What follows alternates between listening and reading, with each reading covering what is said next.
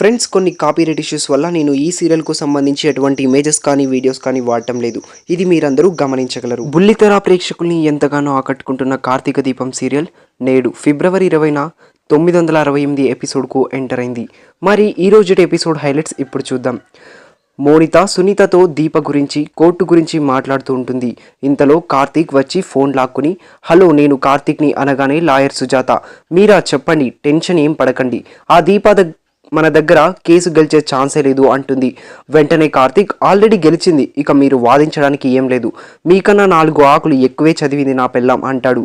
ఏమైంది అని సుజాత అడగగానే, కేసు కోర్టుకు వెళ్లకుండానే కేసు క్లోజ్ అయ్యింది, బోన్లో నిలబడకుండానే దీపక్ గెలిచింది, అక్కడికి వెళ్ళి మరీ పరువు తీయించుకోవడం కన్నా డ్రాప్ అయిపోవడమే మంచిదని కేసు వెనక్కి తీసుకుంటున్నాను.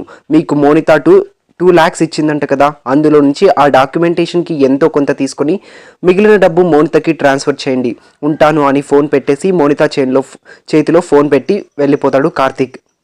సీన్ కట్ చేస్తే దీపా, సౌందర్య, ఆనందరావు, శ్రావ్య, ఆదిత్యలు ఉన్న చోటికి హిమ, శౌర్య వస్తారు. రేపు వస్తానమ్మా అని శౌర్య దీపతో అంటుంది. దాంతో అంతా ఏమైంది అని అడుగుతారు. ఏం కాలేదు డాక్టర్ బాబు, ఇక వెళ్ళవే రౌడీ అనకముందే వెళ్ళిపోదామని అంటుంది శౌర్య బాధగా. నీకు ఎందుకు అత్తమ్మా అలా అనిపించింది అంటుంది దీప. రాత్రి డాక్టర్ బాబుని ఒక ప్రశ్న అడిగాను అంటుంది శౌర్య. ఏమడిగావు అంటుంది దీప.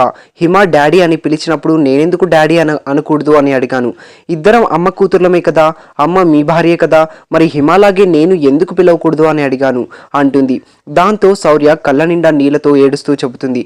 దీపా బాధగా ఏమన్నారు అనగానే సౌందర్య సమాధానం చెప్పి ఉండదు అంటుంది. ఆనందరావు ఏమన్నాడమ్మా అని అనగానే, నాన్న సమాధానం చెప్పలేదు, కనీసం నువ్వైనా చెప్పమ్మా అంటుంది శౌర్య ఏడుస్తూ. దీప గుండెలకు హత్తుకుంటుంది. నాకు ఎవ్వరూ సమాధానం చెప్పరా, నా కోటి అనిపిస్తోంది. మీరంతా మొదట్లో హిమని అనాథ అన్నారు, అసలు నేనే అనాథనై ఉంటాను, అందుకే నన్ను నాన్న అని పిలవద్దు అంటున్నాడు. మీకు పుట్టలేదు కదమ్మా నేను, మరి నాన్న ఎందుకు నన్ను అనాథలా చూడాలి అని బాగా ఏడుస్తుంది. వెంటనే శౌర్యని గుండెలకు హత్తుకుని ఏడుస్తుంది. అక్కడే ఉన్న ఆనందరావు, శ్రావ్య, ఆదిత్య, హిమ చాలా ఎమోషనల్ అవుతారు. తులసి బ్యాగ్ సర్దుకుంటూ ఫోన్ మాట్లాడుతూ ఉంటుంది. ఇంకేం చెప్పండి విహారీ గారు, ఇంతకాలం పిల్లలు వద్దు అనుకున్నాం, ఇప్పుడు ఎప్పుడు పిల్లలు ఇవ్వద్దు అనుకున్నాడు ఆ దేవుడు. ఇంకేం చెప్పొద్దు, మీరు డిప్రెషన్లోకి వెళ్ళిపోయారు, ఈ మధ్య రాయడం కూడా మానేశారు, ఇలా అయితే మీరు ఏమైపోతారని భయంగా ఉంది అంటూ ఫోన్ మాట్లాడుతుండగానే మోనిత అక్కడికి చేరుకొని కాస్త దూరం నుంచే అంతా వింటూ ఉంటుంది. అందుకే వచ్చేస్తున్నాను, మీ దగ్గరికి వచ్చేస్తున్నాను అంటూ ఫోన్ కట్ చేసి గుమ్మం దాకా వచ్చేసరికి మోనితను చూసి, తులసి దారి తప్పి వచ్చావా అంటుంది కోపంగా. మోనిత నవ్వుతూ, దారి తప్పిన వాళ్ళు మాత్రమే వస్తారా అంటుంది. నువ్వు వచ్చావు కదా అంటుంది తులసి. నువ్వు మేడం ఎగిరిపోయిందా అంటుంది మోనిత. గతంలో తులసి మోనిత హాస్పిటల్లో నర్సుగా పనిచేసేది, గౌరవం ఎగిరిపోయింది. నేను నీ దగ్గర పని ఎప్పుడు మానేశానని నువ్వు మారిపోతున్నావు అంటుంది తులసి కోపంగా. గతమెందుకులే, నీ భవిష్యత్తు శూన్యమైపోయిందంట కదా అంటుంది వెటకారంగా. వెంటనే తులసి కోపంగా, నాకు కనీసం నా భర్త ఉన్నాడు, నీకు ఎవరున్నారు ఇంకొకరి భర్త, నీ భవిష్యత్తే నీకు తెలీదు, నా భవిష్యత్ శూన్యమైపోయిందో, విహారీ లాంటి భర్త దొరికినందుకు నా జన్మ ధన్యమైపోయిందో నీకేం అర్థమవుతుంది అంటుంది తులసి. వెంటనే మోనిత నవ్వుతూ, నేను నీకు సాయం చేయడానికి వచ్చాను తులసి అంటుంది. హో తోడొస్తానంటే లేడీ పిల్లలా వెంట రావడానికి నేనేం దీపలాంటి ఆడపిల్లని కాదు, ఏదైనా సహాయం చేయాలనుకుంటే నా తలరాతిని ఎలాగో మార్చలేవు, దీపజోలికి వెళ్ళకోకుండా ఉంటే చాలు, డాక్టర్ బాబుని బుద్ధిగా కాపురం చేసుకొనిస్తే చాలు అనగానే మోనిత రగిలిపోతూ తులసిని లాగిపెట్టి కొట్టబోయి ఆగిపోతుంది. నా వ్యక్తిగత విషయాలు నీకెందుకు, అయినా నేనేమైనా అడ్డుపడుతున్నానా అనేసరికి దీప అవును అంటూ ఎంట్రీ ఇస్తుంది. దాంతో మోనితకు ఫ్యూజులు ఎగిరిపోతాయి. అబ్బా, ఈ దీప ఇప్పుడే రావాలా, తులసి పర్మనెంట్గా మొగుడి దగ్గరికి పోతుందని నేను సంతోషపడుతుంటే లాస్ట్ మినిట్లో అడుగుపెట్టిందే చా అని ఫీల్ అయిపోతుంది మోనిత. ఏంటి నేను వస్తానని ఊహించలేదా అంటుంది దీప.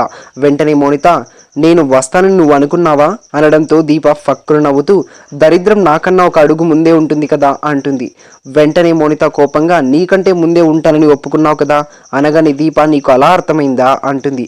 వెంటనే మోనిత, సరే నేను ఇక్కడ కూర్చుంటాను, మీరు మాట్లాడుకోండి అని అక్కడే ఉన్న సోఫాలో కూర్చుంటుంది మోనిత. దాంతో దీప, దరిద్రం గుమ్మంలో తిష్ట వేసింది తులసి అంటుంది. తరిమి కొట్టే రోజు వచ్చిందిలే దీప అంటుంది తులసి. నాకు 2 అమాయక జీవులు మాట్లాడుకుంటున్నట్లు కనిపిస్తోంది, తీరు మీ సిద్ధాంతాలు ఇలానే ఉండాలి, ఈగో చంపుకోవాలి, ఇలాంటివన్నీ ఏంటో అంటుంది మోనిత. వెంటనే దీప, చూడు మోనిత, నా భర్త నీ మాట వింటాడని మా అత్త కొడుకు కోసం నీతో గొడవ పడటం మానేసిందని నీకు కొమ్ములొచ్చిన భ్రమలో బతుకుతున్నావు. కానీ ఒక్కటి గుర్తుపెట్టుకో, పరాయి మగాన్ని కోరుకున్న ఏ ఆడది ఎప్పటికీ ఇల్లాలు అనిపించుకోదు, వెలియాలతో సమానం అనిపించుకుంటుంది. అందువల్ల ఎవరిని చిన్నచూపు చూడకు, కళ్ళు పోతాయి, ఎన్ని చూడలేదు అంటుంది. దాంతో తులసి కూడా కోపంగా, దేవుడు చూస్తూనే ఉంటాడు అనగానే మోనిత రగిలిపోతూ పైకి లేచి, నువ్వు కూడా నా నీతులు చెప్తావా? నువ్వు కవిని పెళ్లి చేసుకున్నంత మాత్రాన కవయిత్రవైపోలేవు, నా దగ్గర పనిచేసిన నర్సు నువ్వు, అది మర్చిపోకు అనగానే దీప, అయితే ఏంటి నీ గొప్ప అంటుంది. వెంటనే మౌనిత రగిలిపోతూ, ఆగు, నువ్వు మాటల వరకే నన్ను ఏం చేయలేవు, మీ అత్త అండ చూసుకొని రెచ్చిపోతున్నావు కదా, జాగ్రత్త, జరిగిందంతా వీడియో రికార్డ్ చేశాను, అది మీ అత్తకి ఫార్వర్డ్ చేస్తున్నాను, ఏం చేస్తారో చూస్తా అని ఆవేశంగా వెళ్ళిపోతుంది. వెంటనే తులసితో దీప, దాని సంగతి వదిలే తులసి, నువ్వు నా కోసం వచ్చావని నాన్నగారు చెప్పారు, ఏదైనా పని మీద వచ్చావా అంటుంది. అవును, కొన్ని జన్మలు వాళ్ళు ఉపయోగపడకపోయినా ఇంకొకరు ఉపయోగపడతాయి, అలాంటి నా జన్మ అంటుంది తులసి. ఏమైంది తులసి, అలా మాట్లాడుతున్నావేంటి, నువ్వేం మాట్లాడుతున్నావో నాకు అర్థం కావట్లేదు అనగానే తులసి, నా జీవితం నాకే అర్థం కావట్లేదు దీప, నాకు గమ్యం తెలీదు, కానీ నేను మరొకరి జీవితానికి గమ్యం చూపించబోతున్నాను, చాలా చిత్రమైన పరిస్థితి నాది, అయినా ఒక మూల సంతోషం అనగానే దీప, ఆ మరొకరు ఎవరు అనగానే నువ్వే అంటుంది తులసి. ఏమంటున్నావు తులసి అనగానే, నాకు ఈ జన్మలో పిల్లలు పుట్టే యోగం లేదు దీప, సమస్య నాలో లేదు దీప, ఆయనకి ఈ జన్మలో పిల్లలు పుట్టరు అని ఏడుస్తూ చెబుతుంది. తులసి, నువ్వు సరిగ్గా అంటూ దీప షాక్ అయిపోతుంది. ఇన్నాళ్ళు పిల్లలు వద్దని జాగ్రత్తలు తీసుకున్నాం, ఇక కావాలనుకున్నాం, ఆలస్యం అవుతుందని పరీక్షలు చేయించుకున్నాం, అందులో తేలింది, గుండె రాయి చేసుకున్నాను, నా భర్తే నాకు ముఖ్యం అనుకున్నాను, దేవుడు నాకు పిల్లలు కనే రాత రాయలేదు, దేవుణ్ణే నాకు భర్తగా ఇచ్చాడు, అందుకే విహారీ దగ్గరికే వెళ్ళిపోతున్నాను. తులసి ఏడుస్తూ చెప్తుంది. మాతృత్వం అనేది గొప్ప వరం, ఆ వరం నీకు దేవుడు ఇవ్వకపోయినా దేవుని నిందించడం లేదు, భర్తే దేవుడుగా చూసుకొని గొప్ప మనసు ఇచ్చాడు, నువ్వు గుండె రాయి చేసుకోలేదు, మనసు విశాలం చేసుకుంటున్నావు, ఇంతకన్నా గొప్పవాళ్ళు ఎవరుంటారు అంటుంది దీప తులసితో ఓదారుస్తూ.